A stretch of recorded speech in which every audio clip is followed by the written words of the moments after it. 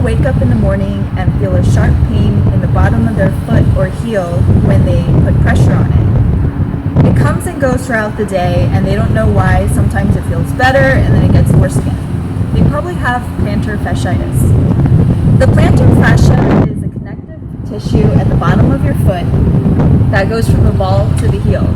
It can be torn in a lot of ways. Flat foot, obesity, uneven legs, running, standing for long periods of time, and tight calves. So I'm going to show you how to fix plantar fasciitis, which can be done through passive stretching and through deep tissue massage. Okay, first I'm just going to warm up the foot with some long strokes.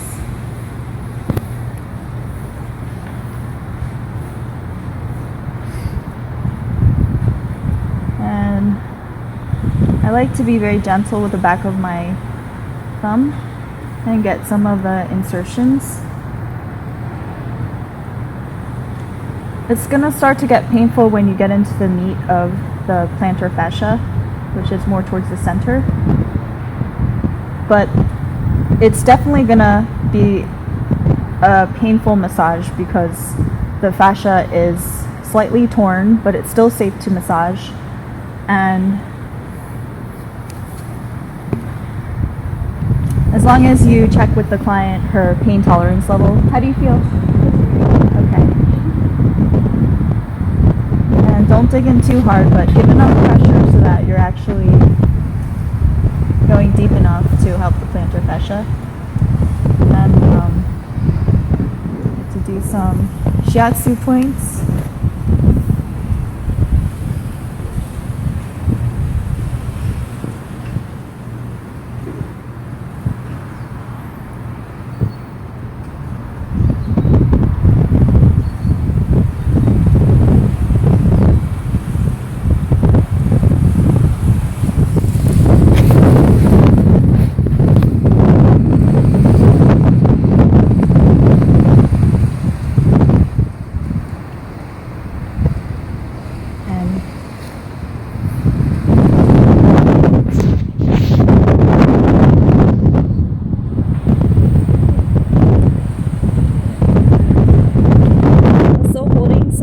Points where it's painful for her. Let's say it was here. It's a good idea.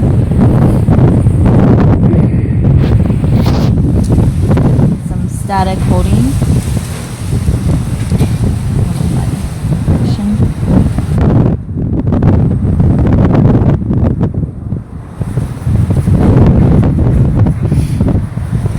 You can spend a longer time. I'm just kind of speeding up the process. Now we're going to do some passive stretching.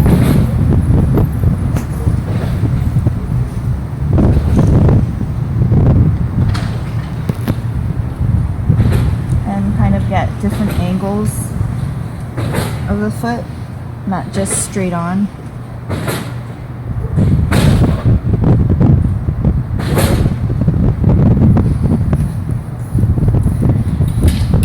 Okay, can you turn over? Yeah. Now we want to work on our calves because that causes plantar fasciitis as well. So we're just going to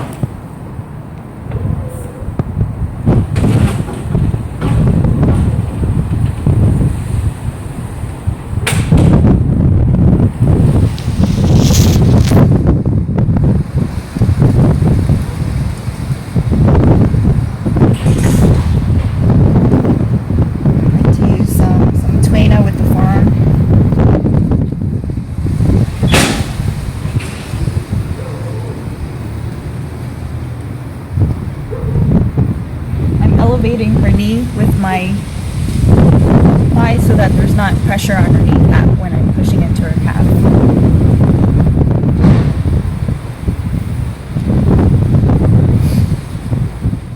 Forget the Achilles tendon.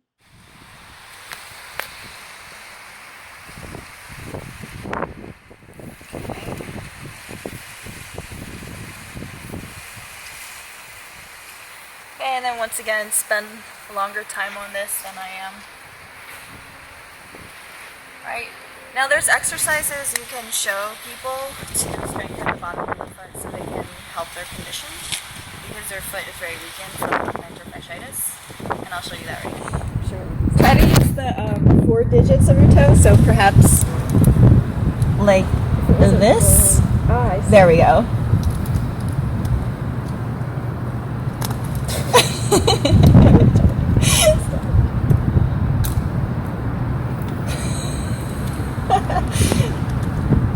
Well, there's also oil on her feet, Yeah, so that's why.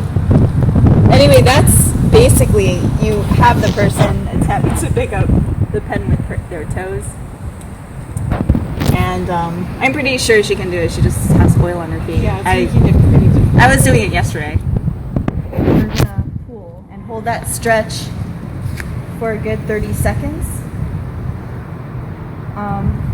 Let's pretend 30 seconds will by. Okay. And then we're gonna keep it up there, nice and hard. And you can play with the towel, kind of going right arm, left arm, so that the angle of your foot is different. Angles are getting stretched. And then you can also play with your leg. Yeah.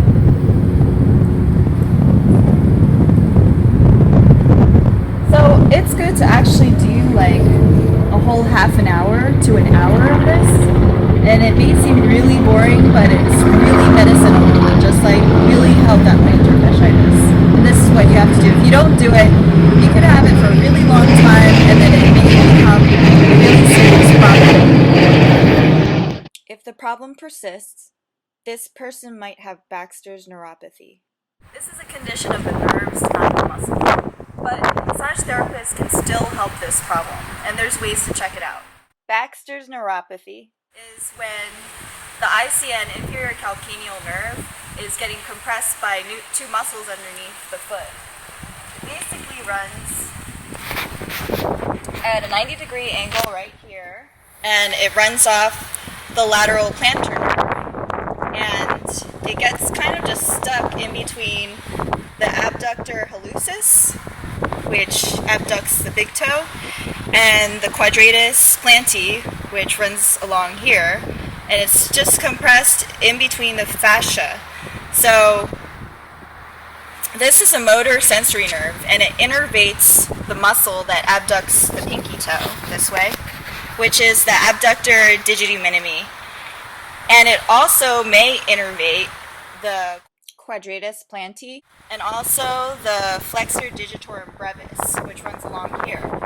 So there's a test to see whether or not that muscle is weakened. So you basically place the card under the 4 digits, and actually just the toes, like right here, and try to grab it and stop me from pulling it out. Alright, so she's very strong. A person with Baxter's neuropathy would just slip out. If you're still not sure, you can do it to the other foot to compare the strength.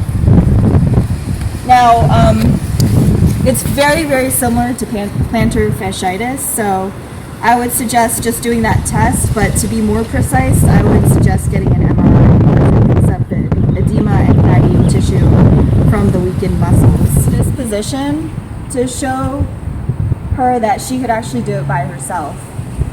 So I'm basically just going to medially rotate towards that nerve so that it's not being compressed anymore.